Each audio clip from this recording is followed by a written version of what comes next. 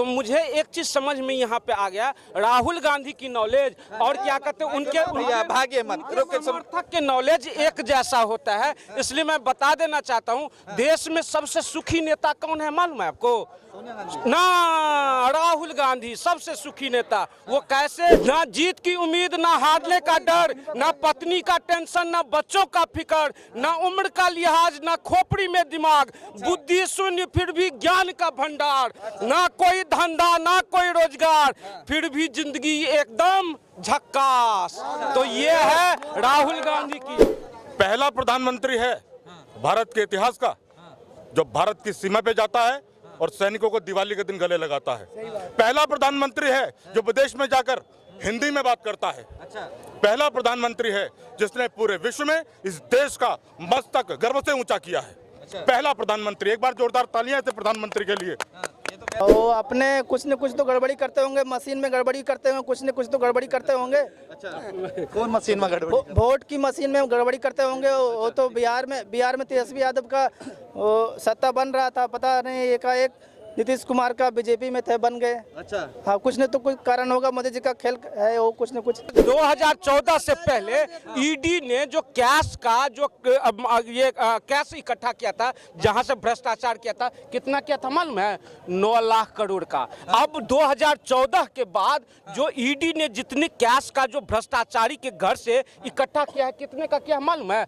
2 करोड़ 34 लाख करोड़ का। तो अब बताइए, 2014 से पहले ईडी नहीं था, क्योंकि ईडी था लेकिन उसने 9 लाख करोड़ का ही किया था।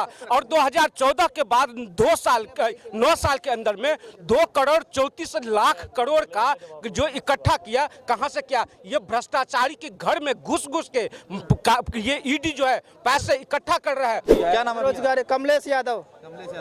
यादव जी, क्या कहना चाहेंगे? 24 में राहुल गांधी प्रधानमंत्री बन? बिल्कुल बनेगा। बिल्कुल बनेगा। हाँ, बिल्कुल बनेगा, क्योंकि बीजेपी का कोई फायदा नहीं है जिताने से, क्योंकि बिल्कुल यहाँ पे महंगाई इतना होते जा रहा है। कहीं भी बिहार हो, झारखंड हो, यूपी हो या दिल्ली हो, कहीं भी फायदा नहीं हो रहा है। अच्छा, 2 बार ऐसा क्या? सब्जी खाओ या चावल खाओ या तेल खाओ, हर एक चीज महंगा है।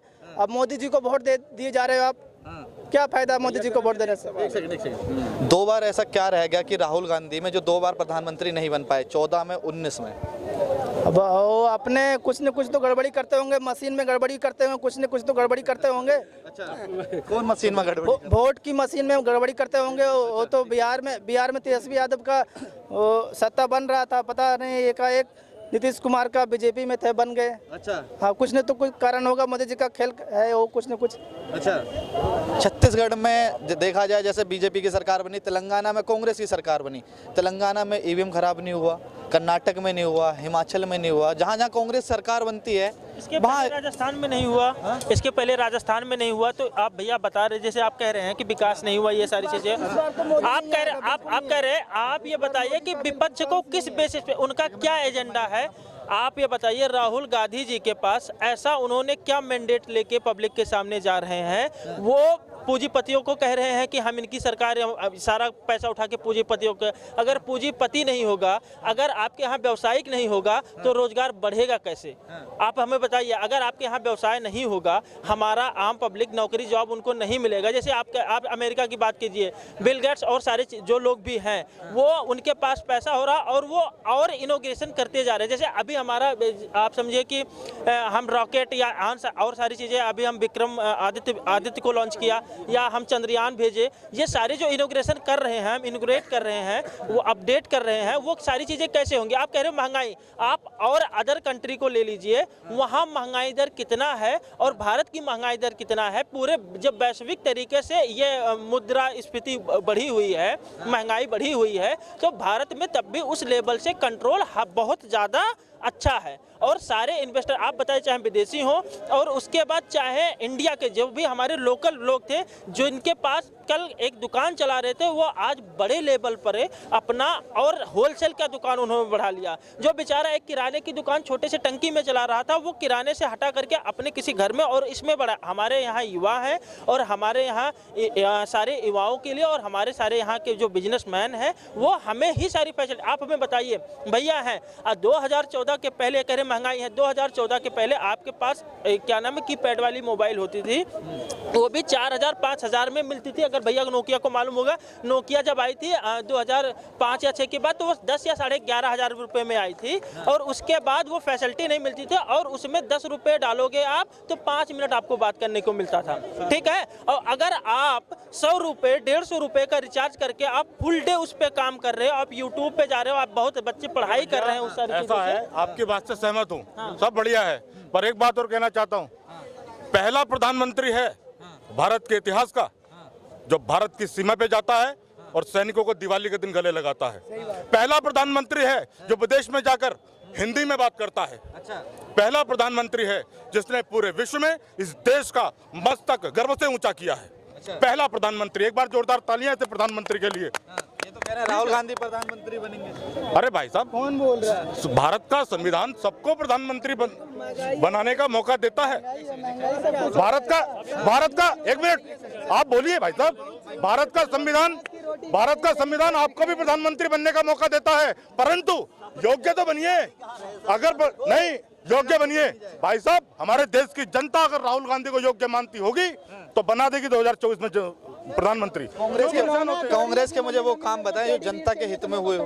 काम क्या? पहले महंगाई तो अभी महंगाई, पहले की महंगाई अभी महंगाई देखो आप, कितना महंगाई, हर एक चीज का महंगाई है। तेल लो, चावल लो, सब्जी लो, हर एक चीज महंगाई। सर गरीब आदमी कमाएगा और क्या बचाएगा और क्या करेगा, क्या घर चलाएगा? राहुल गांधी आएंगे तो ये सब समस्या दूर हो जाएगी। सरकार चेंज होने से कुछ न कुछ तो बदलाव आएगा, देखा जाएगा लोगों से, और पता है और क्या होगा। छत्तीसगढ़ में तेल का भाव पता है आपको, पेट्रोल का भाव पता है छत्तीसगढ़ में? राजीव गांधी ने एक बात कही थी, हिमाचल में यहाँ से इतने 10 रुपए चलते हैं, वहाँ 1 रुपया पहुँचता है। अच्छा, लेकिन आज की स्थिति में जो पैसा इधर से चलता है ना, अकाउंट में पूरा का पूरा पहुँचता है, बीच में कोई बिचौलिया नहीं है, ठीक है, बीच में कोई बिचौलिया नहीं है। ये जो बिचौलियों की सरकारें थी ना, खत्म हो गई। आइए ना वहाँ पे, यहाँ से 10 से चलते हैं, वहाँ तो ठंडी भी नहीं पहुँचती, वो कहाँ जाता है? कौन सा? जम्मू कश्मीर में आइए ना, वहाँ तो यूटी है, यूटी है वहाँ पे जम्मू कश्मीर में।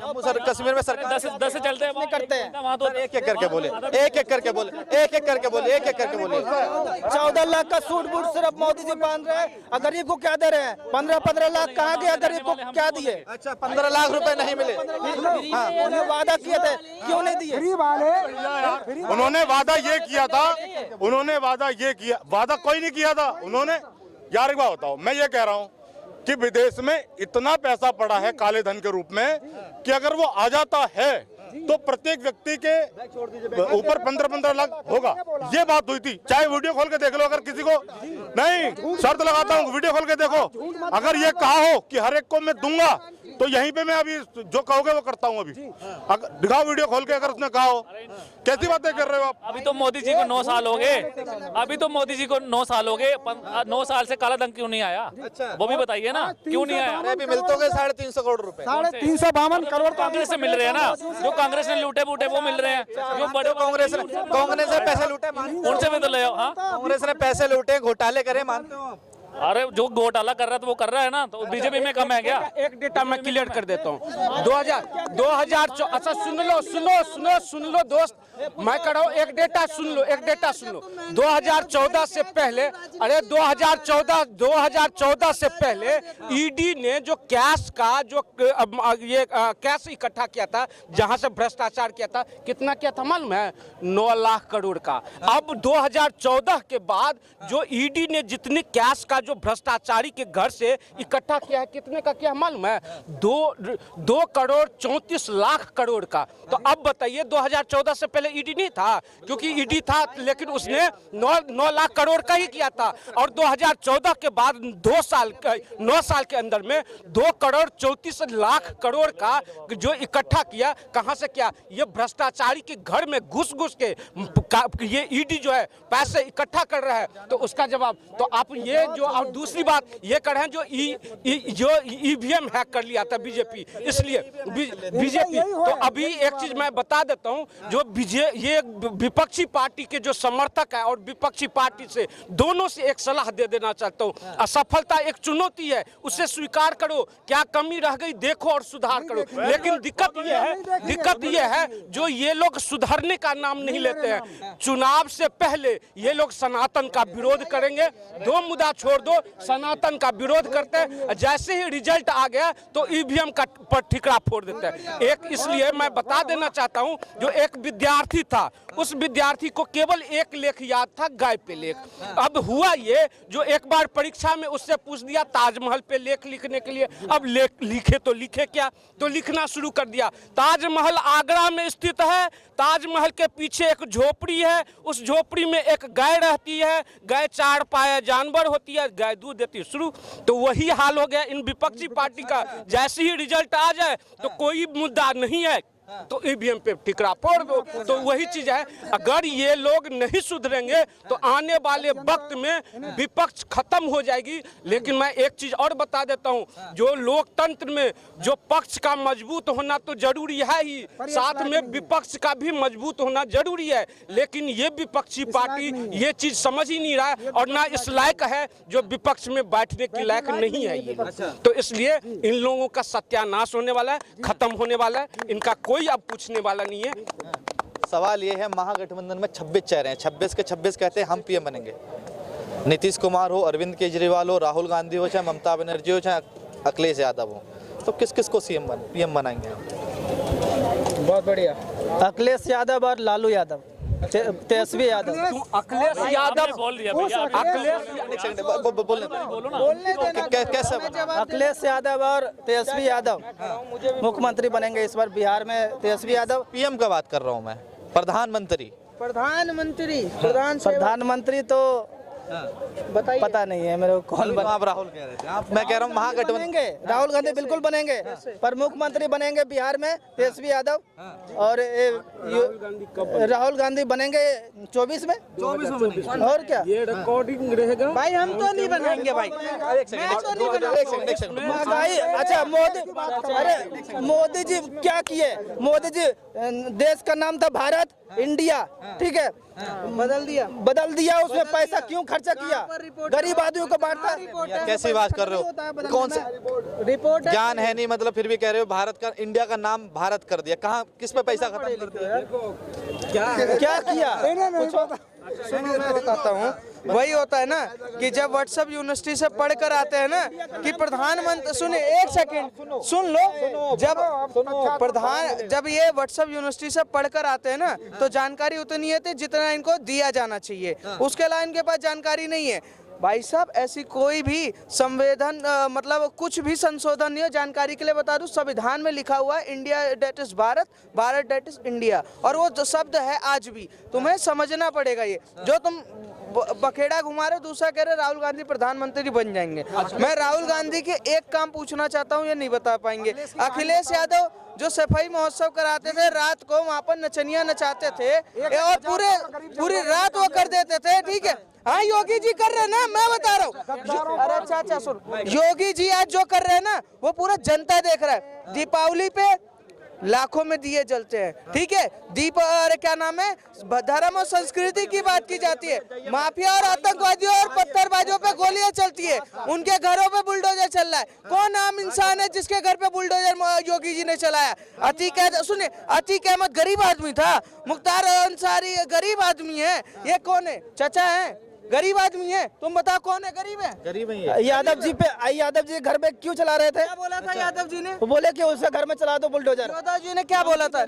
यादव जी सुनो, ये यादव जी की बात कर रहे हैं। यादव जी वहाँ पर नारे लगा रहे हैं, जब सेंसिटिव नारे लगाएंगे, उत्तर प्रदेश के अखंडता के साथ खेलेंगे तो यादव जी छोड़ो, खान साहब के घर पे भी बुलडोजर। आज यादव ही सीएम बना है, आपको पता है ये बात? यादव ही सीएम बना है एमपी में। यादव। हाँ, मोहन यादव। डॉक्टर अच्छा एक चीज मैं बता देता हूँ, इनकी नॉलेज को मैंने जज किया और इनकी नॉलेज को और ये राहुल गांधी की, तो मुझे एक चीज समझ में यहाँ पे आ गया, राहुल गांधी की नॉलेज और क्या कहते हैं उनके भाग्य मत समर्थक के नॉलेज एक जैसा होता है। इसलिए मैं बता देना चाहता हूँ, देश में सबसे सुखी नेता कौन है मालूम है आपको? ना राहुल गांधी सबसे सुखी नेता। वो कैसे? ना जीत की उम्मीद, ना हारने का डर, ना पत्नी का टेंशन, ना बच्चों का फिक्र, ना उम्र का लिहाज, ना खोपड़ी में दिमाग, बुद्धि शून्य फिर भी ज्ञान का भंडार, ना कोई धंधा ना कोई रोजगार, फिर भी जिंदगी एकदम झक्कास। तो ये है राहुल